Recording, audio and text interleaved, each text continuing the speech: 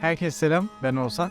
Bugün sizlere Ankara sığır böğürü bitkisini tanıtacağım. Bu bitki oldukça şifalı özelliklere sahip, akciğer dostu. Halk arasında astım, bronşit, inatçı öksürükler veya balgam sökmekte kullanılmış. Bitkinin şifalı özelliklerinin yanı sıra oldukça pratik kullanım alanları da var. O yüzden kampçılar bu bitkiyi çok sever. Şimdi gelin size Ankara sığır kuyruğunu nerede bulacağınızı, nasıl ayırt edebileceğinizi, şifalı özelliklerinden faydalanmanız için ne yapmanız gerektiğini ve doğada onu kullanmak isterseniz ne şekillerde kullanabileceğinizi size göstereyim.